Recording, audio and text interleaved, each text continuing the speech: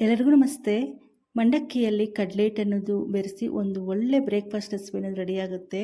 ತುಂಬಾ ಟೇಸ್ಟಿಯಾಗಿ ಸಿಂಪಲಾಗಿ ಮಾಡ್ಕೊಂಬಿಡ್ಬೋದು. ಬ್ರೇಕ್‌ಫಾಸ್ಟ್‌ಗೆ, ಡಿನ್ನರ್‌ಗೆ, ಲಂಚ್ ಬಾಕ್ಸ್‌ಗೆ ಯಾವುದಕ್ಕಾದ್ರೂ ಪರವಾಗಿಲ್ಲ. ಪಟಾಪಟ್ ಅಂತ ಆರಾಮಾಗಿ ಇನ್ಸ್ಟೆಂಟಾಗಿ ಮಾಡ್ಕೊಬೋದು. ಟೇಸ್ಟ್ ಕೂಡ ಅಷ್ಟೇ ತುಂಬ ಚೆನ್ನಾಗಿರುತ್ತೆ. ಫಸ್ಟ್ ಆದರೆ ಒಂದು ಬೌಲ್ ತೊಗೊಂಡು ಒಂದು 2 ಕಪ್ ಆಗುವಷ್ಟು ನಾನು ಮಂಡಕ್ಕಿನ ತೊಗೊಂಡಿದ್ದೀನಿ.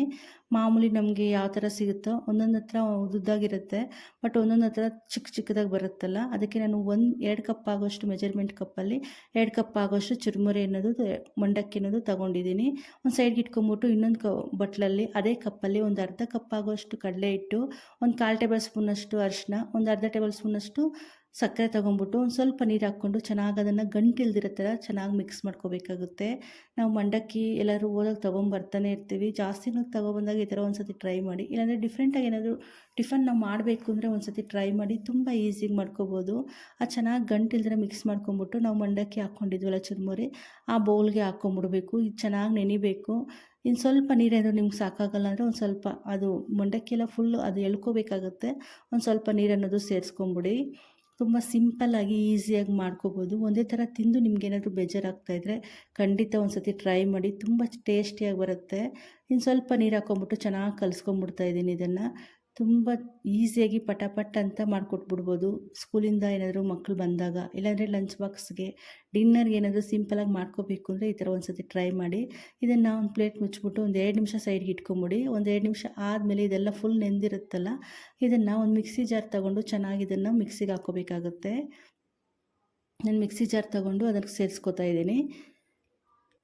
ತುಂಬ ಸಿಂಪಲಾಗಿ ಕೂಡ ಮಾಡ್ಕೊಂಬಿಡ್ಬೋದು. ಯಾರೇ ಟಿಫನ್ ತಿನ್ನಲ್ಲ ಅಂತವ್ರ ಮಕ್ಕಳೇ ಒಬ್ಬರು ಟಿಫನ್ ತಿನ್ನೋಕ್ಕೆ ಹಠ ಮಾಡ್ತಾ ಇರ್ತಾರೆ. ಬಟ್ ಈ ಥರ ಒಂದು ಸತಿ ಟ್ರೈ ಮಾಡಿ, ಅವರೇ ಕೇಳಿ ತಿಂತಾರೆ. ಅಷ್ಟೊಂದು ಚೆನ್ನಾಗಿರುತ್ತೆ. ಫುಲ್ ಎಲ್ಲ ಮಿಕ್ಸಿ ಜಾರ್ಗೆ ಹಾಕ್ಕೊಂಬಿಟ್ಟು ನಾವು ಮೆಜರ್ಮೆಂಟಲ್ಲಿ ಕಪ್ಪಲ್ಲಿ ತೊಗೊಂಡಿದ್ವಲ್ಲ ಮಂಡಕ್ಕಿ, ಅದೇ ಕಪ್ಪಲ್ಲಿ ಸೂಜಿ ರವೆ ಅನ್ನೋದು 1 ಕಪ್ ಆಗೋಷ್ಟು ತೊಗೊಂಡಿದ್ದೀನಿ. ನಾವು ಯಾವ ಕಪ್ಪಲ್ಲಿ ತೊಗೊಂಡಿದ್ವೋ ಅದೇ ಕಪ್ಪಲ್ಲಿ ಒಂದು ಸ್ವಲ್ಪ ನೀರು ಹಾಕ್ಕೊಂಬಿಟ್ಟು ಇದನ್ನು ಚೆನ್ನಾಗಿ ಮಿಕ್ಸಿಗೆ ಹಾಕ್ಕೋಬೇಕಾಗುತ್ತೆ.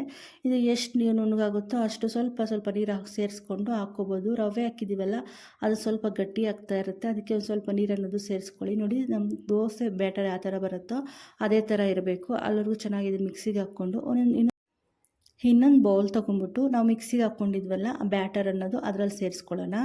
ತುಂಬ ಸಿಂಪಲ್ಲಾಗಿ ಈಸಿಯಾಗಿ ಮಾಡ್ಕೊಂಬಿಡ್ಬೋದು. ನಮ್ಮ ಮನೇಲಿ ಮಂಡಕ್ಕಿ ಇದ್ದರೆ ಈ ಥರ ಒಂದು ಸತಿ ಟ್ರೈ ಮಾಡಿ.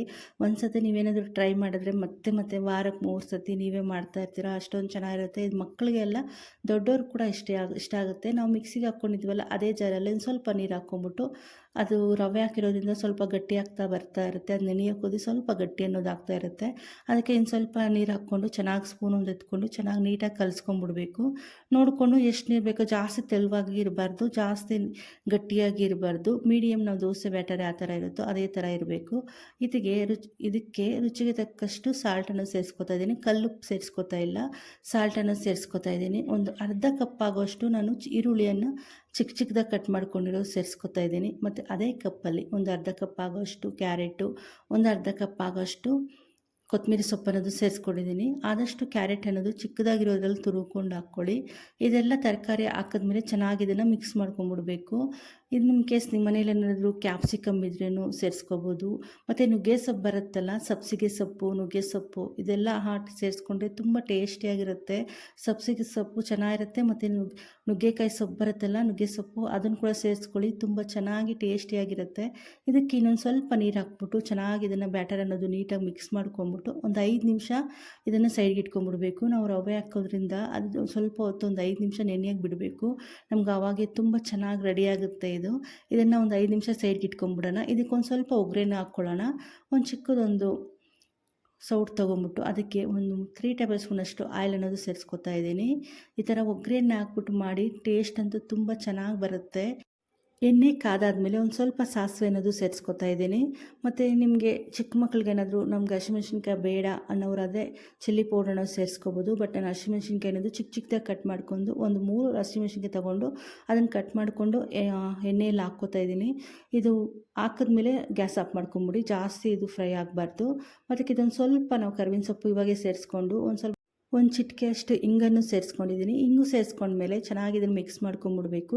ಹಿಂಗೆ ಸೇರಿಸೋದ್ರಿಂದ ನಮ್ಗೆ ಡೈಜೆಷನ್ ಅನ್ನೋದು ತುಂಬ ಚೆನ್ನಾಗಾಗುತ್ತೆ. ನಾವು ಮಿಕ್ಸ್ ಮಾಡ್ಕೊಂಡು ಇಟ್ಕೊಂಡಿದ್ವಲ್ಲ ಬ್ಯಾಟರ್ ಅನ್ನೋದು, ಅದಕ್ಕೆ ಸೇರಿಸ್ಕೊಂಬಿಟ್ಟು ಚೆನ್ನಾಗಿ ಕಲಿಸ್ಕೊಂಬಿಡ್ಬೇಕು. ತುಂಬ ಟೇಸ್ಟಿಯಾಗಿರುತ್ತೆ. ಒಂದು ಸತಿ ಟ್ರೈ ಮಾಡಿ. ಯಾರಾದ್ರು ಮಕ್ಕಳಿಂದ ಸ್ಕೂಲಿಂದ ಬಂದಾಗ ಏನಾದರೂ ಡಿನ್ನರ್ಗೆ ಏನಾದರೂ ಸಿಂಪಲಾಗಿ ನಾವು ಮಾಡ್ಕೋಬೇಕು, ಏನಾದರೂ ಹೊಸ್ದಾಗಿ ಮಾಡ್ಕೋಬೇಕು ಅಂದರೆ ಈ ಥರ ಒಂದು ಸತಿ ಟ್ರೈ ಮಾಡಿ. ಏನಾದರೂ ಬ್ರೇಕ್ಫಾಸ್ಟ್ಗೆ, ಲಂಚ್ ಬಾಕ್ಸ್ಗೆ ಯಾವುದಕ್ಕಾದ್ರೂ ಪರವಾಗಿಲ್ಲ. ಇದಕ್ಕೆ ಚಟ್ನಿ, ಸಾಗು ಮತ್ತು ಸಾಂಬಾರು ಏನೂ ಬೇಕಾಗಿಲ್ಲ, ಬರೀ ತಿನ್ನಬೇಕು, ಅಷ್ಟೊಂದು ಚೆನ್ನಾಗಿರುತ್ತೆ. ಚೆನ್ನಾಗಿ ಮಿಕ್ಸ್ ಮಾಡ್ಕೊಂಡ್ಮೇಲೆ ಒಂದು ತವಾ ಸ್ಟವ್ ಮೇಲೆ ಇಕ್ಕೊಂಬಿಟ್ಟು ನೀಟಾಗಿ ನಾವು ದೋಸೆ ಆ ಥರ ಹಾಕ್ಕೋತೀವೋ ಅದೇ ಥರ ಹಾಕ್ಕೋಬೇಕು. ಬಟ್ ಅಷ್ಟು ತೆಳುವಾಗಿ ಬರೋದಿಲ್ಲ. ಬಟ್ ಬರುತ್ತೆ, ದೋಸೆ ಥರನೇ ಬರುತ್ತೆ. ಬಟ್ ಪೇಪರ್ ಥರ ಆ ಥರ ಏನೂ ಬರೋದಿಲ್ಲ. ತುಂಬ ಚೆನ್ನಾಗಿ ಬರುತ್ತೆ. ಒಂಥರ ತಿಂತಾಯಿದ್ರೆ ಇನ್ನೂ ತಿನ್ಬೇಕು ಅನಿಸುತ್ತೆ, ಅಷ್ಟೊಂದು ಚೆನ್ನಾಗಿರುತ್ತೆ. ಸಬ್ಸಿಗೆ ಸೊಪ್ಪಲ್ಲಿ ಒಂದು ಸತಿ ಟ್ರೈ ಮಾಡಿ, ಸಖತ್ ಟೇಸ್ಟಿಯಾಗಿರುತ್ತೆ. ಇದು ಮುಚ್ಚಿಬಿಟ್ಟು ಒಂದು 2 ನಿಮಿಷ ಆದಮೇಲೆ ಒಂದು 2 ಟೇಬಲ್ ಸ್ಪೂನಷ್ಟು ಆಯಿಲ್ ಹಾಕ್ಕೊಂಡು ತಿರ್ಸ್ಕೊಂಡ್ರೆ ಸಾಕಾಗುತ್ತೆ. ನಮಗೆ ದೋಸೆ ಅನ್ನೋದು ತುಂಬ ಚೆನ್ನಾಗಿ ಮಂಡಕ್ಕಿ ದೋಸೆ ಅನ್ನೋದು ರೆಡಿಯಾಗುತ್ತೆ. ಸಿಂಪಲಾಗಿ ಮಾಡ್ಕೊಂಬಿಡ್ಬೋದು, ತುಂಬ ಈಸಿಯಾಗಿ ಕೂಡ.